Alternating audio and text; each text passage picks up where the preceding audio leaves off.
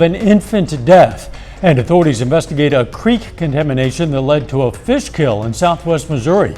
KOIM News at 10 is next. Now at 10, Joplin police begin an investigation into the death of a 9-month-old infant. Plus, this small creek in Lamar, Missouri has turned into a big problem, and now it has multiple departments and agencies working together to find out what caused pitch black water and thousands of dead fish. I'm Anthony Saviello. I'll have that story coming up. And questions and concerns surrounding a 100-year permit for a limestone quarry take center stage during this public meeting in Miami. The 4 states' most watched news starts now. A 911 call for unknown trouble turns into a death investigation of an infant at a Joplin apartment complex. This is KOIM News at 10. I'm Dow Quick. Joplin police set up their crime scene command unit after responding to the initial call around 8:40 this morning at the Oxford Park Apartments. It's on the 2600 block of 34th Street. When crews arrived, they discovered an unconscious 9-month-old infant who was not breathing. Despite emergency efforts, the infant was pronounced dead at the scene. Even tonight, authorities remain on the scene as the active investigation continues. Police are working with the coroner's office to conduct an autopsy. This is a still developing story. Head over to KOIMnewsnow.com for more details as they become available. Authorities investigate a fatal crash on the Kansas-Missouri state line. That crash happened around 9:45 last night at the Mound on State Line Road. A pickup was traveling north and turning west onto Northeast Old Highway 96 when the driver failed to yield to an eastbound semi. The crash occurred in Kansas, but both vehicles came to rest in Missouri. The head-on crash killed the driver of the pickup. The semi went off the left side of the highway and struck a group of trees. The semi driver was not injured. Let's check in with meteorologist Lindsay Gaffney for a first look at the weather. Well, heat advisories have now extended to our Missouri and Kansas counties as well. Now, these all last until Friday at 8 p.m. It's due to heat indices getting up to about 110. So we could even see a couple excessive heat warnings be issued, especially on the Kansas and Oklahoma side. Now, our current feels like temperature out there still feels like it's in the low 90s, even upper 80s south of I-44 out there in Missouri. So we are looking okay for tonight. Temperatures are going to drop down into the upper 70s, so not too cool, but a little bit of a break before our excessive heat on Friday. Now, we do still have clear skies for the rest of the evening. Now, once we get into Friday afternoon, temperatures could reach up to 100 degrees and staying in the upper 90s for most of the afternoon. We could also see a couple pop-up storms there, but I'm going to have all those details coming up. See you soon. A sewage spill devastates wildlife in a Lamar, Missouri creek, killing hundreds of fish. The backup released untreated wastewater into the creek, threatening the local environment. Officials say around 800 fish were found dead. KOIM's Anthony Saviello explains what the city is doing to remedy the situation. It's a tale that smells bad. We determined that at some point we've had a sewer overflow from one of our manholes close to the creek. So currently we're working on remediating that. A closer look at the water shows Honey Creek is now a watery grave for hundreds of fish. Nobody wants to see these circumstances. Nobody wants to see any harm come to the wildlife. I mean, wildlife's a great part of the ecosystem. It takes all of it to make that work. Despite the perishing of so many fish, the Missouri Department of Conservation says there is good news for the future of the creek. If the habitat returns, in this case would be cleaner water, the wildlife will return too. It's just a matter of getting things cleaned up and then let nature take its course, and in this case it will probably repopulate that stream, and over a course of time things should be fine. This stinky situation serves as a reminder. This is a good reminder that habitat exists in all types of environments: urban, rural, big river, small stream in the city, anything like that. So it's just, it's another reason why we need to take care of our environment. I think the one thing is just for people to recognize what they're putting in the sewer system or what they're throwing out in the streets. I mean, there's always a chance that gets in there. It shouldn't, but there's always a possibility somehow those items do end up in the sewer system. The pumping that you see going on behind me will continue until the entire creek gets remediated and restored back to its former glory.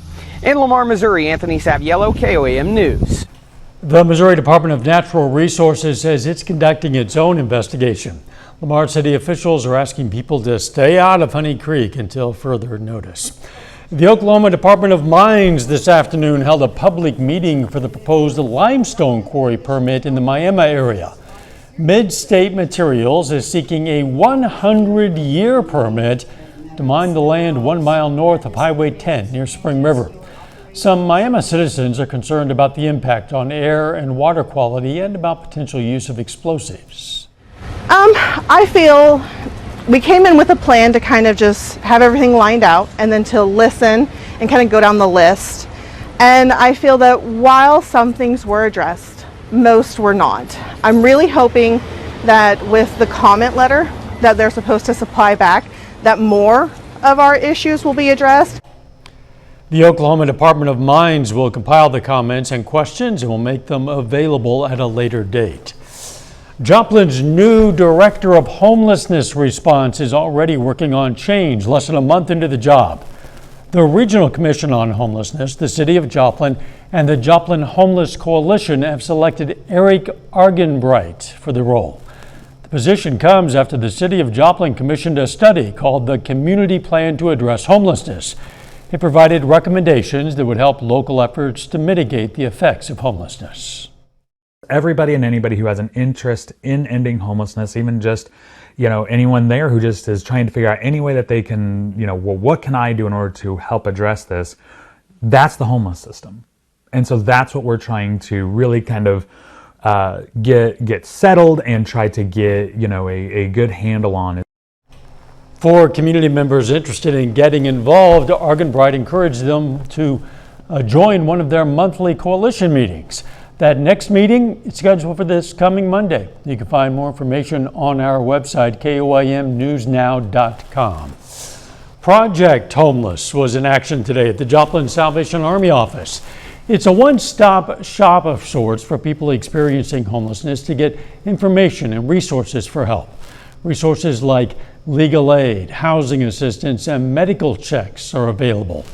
The homeless population is growing across the nation, and the local homeless coalition says there are not enough resources to keep up. It's necessarily changing, it's growing. The problem is definitely worse than it's been, and it's like that all across the nation. We need more services for the homeless. We need better mental health care, better medical care. We need a lot more services for our folks. People who came by were also able to get a free lunch and a free haircut. Spiva Center for the Arts shines a light on Joplin's East Town. Coming up, we get an up-close look at a powerful new exhibit. But up first, Missouri Governor Kehoe takes in the sights and sounds of the State Fair. The Missouri State Fair is now underway in Sedalia. Mike Kehoe, the governor, attended his first Missouri State Fair as governor. As Mark Slavitt reports, the governor declaring the 2025 Missouri State Fair as a great American fair in celebration of America's 250th birthday. Governor Kehoe launched the Show Me America 250 campaign on the first day of the Missouri State Fair. The state initiative honors the people, stories, and spirit of Americans as we prepare to celebrate the 250th birthday of the United States. Think of this country being 250 years old. It's almost unbelievable that we've had democracy that long right here in the continental U.S. We're just excited to be a part of it. Using the State Fair to announce that, I think is very appropriate because this is who Missouri is. Country singer Winona Judd performs on opening night. Corn dogs and funnel cakes are easy to find. State Fair Director Jason Moore says the annual event at the Sedalia Fairgrounds offers something new every year. Our tradition and our mission and what we do at the State Fair is the same every year, but it's not the same to that kid that's exhibiting in that barn and that project that he's put his heart and soul in throughout the year. Opening day at the Missouri State Fair is also Mizzou Day, celebrating the school's connection to agriculture. This state fair is about children and bringing hope to children, the next generation. And as I said, we're in the young people business and we can't be more proud. Fairgoers are enjoying concerts, circuses, and stunt shows, and one new attraction this year that's going to quack you up. It's the world's largest rubber duck. You can see it yourself. The fair runs through Sunday, August 17th. A powerful chapter of Joplin's history is brought to light at the Spivak Center for the Arts. The latest exhibit, Joplin's East Town, A Legacy Revealed, opened today for an intimate look at the often overlooked history of the African American community in East Town and beyond. The exhibit honors history while celebrating a lasting legacy. I like to think of myself as being a colorist, and I want them to feel the emotion of jazz and the emotion of Negro League baseball. One of the hallmarks of Negro League baseball is African Americans, everything we do, we're very expressive with it. So I try to do that expression with color. That exhibit runs until August 23rd. Check it out. Lindsay returns next with a complete look at your forecast. And a little bit later, as the school year approaches, local healthcare workers have a reminder about vaccinations.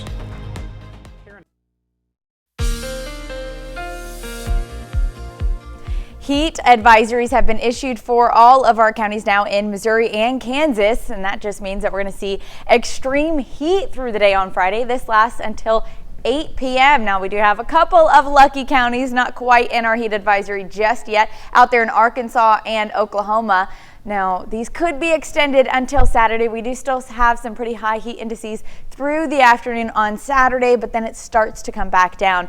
Now, our high temperature for today got up to about 95, so we're still slightly above average. That's just going to get even worse tomorrow. And our low this morning, mid-70s, which is also going to be a bit higher tonight. Now, we also have not seen rain at all this month in the Joplin area, and you can tell because we're starting to see those dry conditions start to creep back in. That makes sense. My grass is brown out there, so we definitely could use some rain. Might get the chance later on this weekend, but until then, that extreme heat just sticks around. Throughout the night tonight, clear skies, not even a cloud in sight. You can see, taking a look at downtown Joplin from the Cornell Arts and Entertainment Complex, have some light gusty winds, 15 to 20 miles per hour overnight tonight. And temperatures only getting down to the upper 70s. Now, it's still above average, but we could see a couple of clouds start to creep in. Really will stay mostly sunny until late Friday afternoon. Now, heat indices getting up to about 102 in Cassville. That's our coolest out there. And then 110 in our western counties. So this is a wide range, 8 degrees, 102 to 110.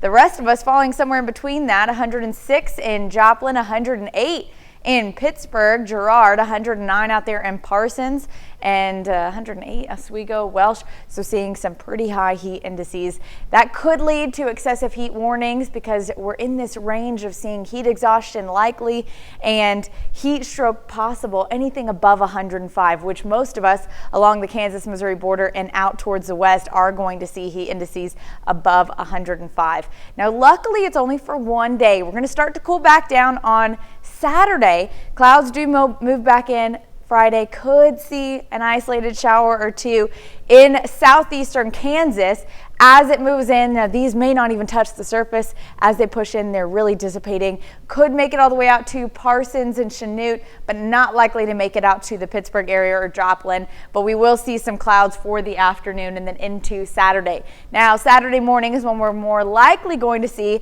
isolated storm chances start to kick up. So isolated storms last all the way through Saturday night and into Sunday morning, where we're going to start to see a little bit more of a widespread threat coming in late Sunday night and into Monday morning. That's where we could see some scattered storm chances both Sunday and Monday, dropping temperatures back down into the lower 90s on Monday, lower 90s on Tuesday, and then we start to creep back up into the mid to upper 90s by next week. Same trajectory as what we saw this week.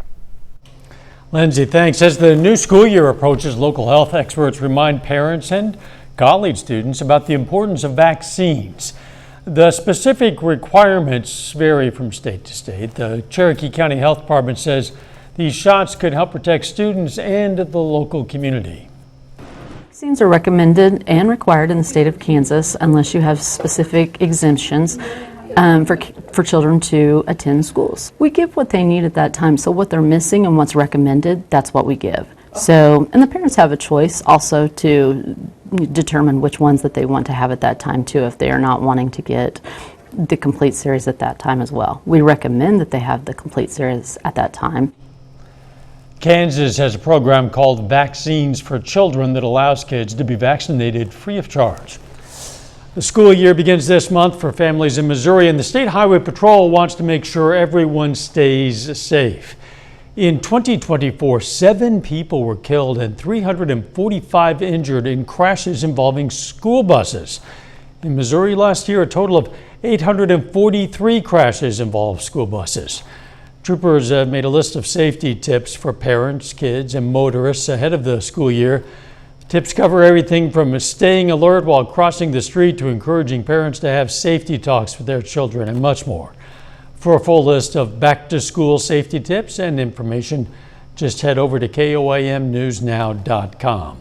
If you're looking for back-to-school events in the 4 states but you don't know where to turn, well, here's your answer right in front of your face. We've got you covered. This handy QR code will take you straight to the events page of our website. Just scan it with your phone. You'll find information on all kinds of family fun events, including those back-to-school events. The events page at KOAMnewsnow.com. Still ahead, the Mid-America League Championship Series gets underway tonight with the Outlaws only 2 wins away from back-to-back titles. We're going to update you on their matchup. And as Pitt State and Missouri Southern prepare for their season openers later this month, they're in a similar position under center at quarterback. We're going to have details coming up. With practices underway and preparation beginning for season openers at the end of this month, Pitt State and Missouri Southern have their eyes on the quarterback position as new faces will take over under center for both squads. For the Gorillas, it's unfamiliar territory as they're tasked with replacing 3-year starter Chad Dodson. With the competition heating up as Pitt State takes the field 3 weeks from tonight, all eyes are on the quarterbacks to see which signal caller comes out on top. I think for the first time here in the last couple of years, we're going to have probably a legitimate quarterback battle, and losing a 3-year starter at quarterback, that's a tough thing to replace just from an experience standpoint, but really pleased with that quarterback room today. Those guys have been awesome, coaching each other, congratulating each other, and then competing on top of it. So I'm excited to see that play out here over the next few weeks through camp. I'm really just excited to see that quarterback room. They're pushing themselves to be good every single day. You know, they just want to compete, have fun, but I mean, we're celebrating everyone's wins every single day. For the Lions, 5 quarterbacks are battling for the starting spot. And as their competition progresses deeper into fall camp, head coach Atiba Bradley's focus is on how each quarterback not only elevates himself, but more importantly, the players around him. You're looking for a guy that raises the level of play of the others around him. So, and whether that's from making the right decisions, the right reads, taking care of the football, all those things are important, but ultimately we need a guy that's going to make our receivers better. We're going to need a guy that makes our running back right. We're going to need a guy that makes the O-line protection better because he gets the ball out on time. All those things are a factor when you're trying to pick one. Joplin Outlaws are 2 wins away from being crowned back-to-back Mid-America League champions. They can take one step closer tonight with a win in Game 1 of the championship series. And the top-seeded Outlaws taking down Texarkana Rhinos in the semifinals to advance. And after winning in walk-off fashion to get to the championship to set up a rematch against the Outlaws tonight, it was the Bison defeating the Shadowcats. Last season, Joplin defeated Abilene for their first ever Mid-America Championship. This season, going into tonight, Outlaws are 5-0 against the Flying Bison, but make it 6-0. After trailing 9-0 in the ninth, Joplin forced extra innings. Andre Jackson II walking it off with a 2-run single. Outlaws 1 win away from back-to-back titles. The Royals and Cardinals are enjoying some rest on their off days today. But before they return to the Diamond on Friday, let's take a look at where these wild card races currently sit. In the American League, the Red Sox own the top spot in the wild card by 2.5 games, followed by the Seattle Mariners, who lead the New York Yankees by a game for the second spot. Here's where the race gets really interesting and gets heated up. Yankees lead the Guardians and Rangers by only a game and a half. Then there's the Royals, who sit 4 games back of New York for that final spot, with the Rays hanging in there at 4.5 games back. Kansas City over these next 13 games has the Twins, Nationals, White Sox, and Rangers. Big opportunity to get hot, get some wins, and to cut into that deficit. Let's go over the National League race, which is not as tight compared to the American League. But here's where it currently stands. Cubs hold the wild card spot at the top with a 3.5 game lead. Padres leading the Mets by a game for that second spot. The Mets, they're sitting comfortable for now in that final wild card, with the Reds trailing them by 3 games, by the Giants at 5 games back. The Cardinals now sit right there at 5.5 games back of that final spot, with the Marlins barely hanging on, trailing their in-division rival by 6 games. And how about the Joplin Outlaws? They were down 4-2, down 5-4, down 6-5, 7-6, and then finally walk it off in extra innings. Yeah, down by a run then, and takes a 2-run single, or two RBI single to walk it off. Yep. It's a way to do it. We'll be right back. Temperatures possibly reaching upper 90s, even 100 degrees on Friday, with the heat index getting to 102 all the way to 110. It's going to be a pretty hot day on Friday. Could see an isolated storm in the afternoon, but more likely to start seeing storms popping up Saturday and through the rest of the weekend. Thanks, Lindsay. It's definitely hot enough for ice cream. Joplin community members today gathered at Caroline's for a sweet cause. A free ice cream scoop and a backpack drive to benefit Children's Haven. Guests donated new backpacks, and for each one, organizers matched the gift, doubling the impact for local kids in need. In fact, they did a bit better than that. There were 48 backpacks collected, and the team matched it with 52 more, making an even 100 total backpacks donated. Congratulations to everyone involved in that great cause. Final sports note. Joplin Outlaws 1 win away. They're on the road in Abilene, so they don't get to celebrate at home, even if they win it in Game 3, but they are 1 win away. This is the first 2 years of Mid-America League Baseball. They could be the only champion back-to-back years, starting a little dynasty. We'll see if they can make it happen. Find out soon enough. I guess tomorrow they'll have another chance to win it all. Thanks for joining us. Morning show starts at 5 a.m. Let's make it a great tomorrow.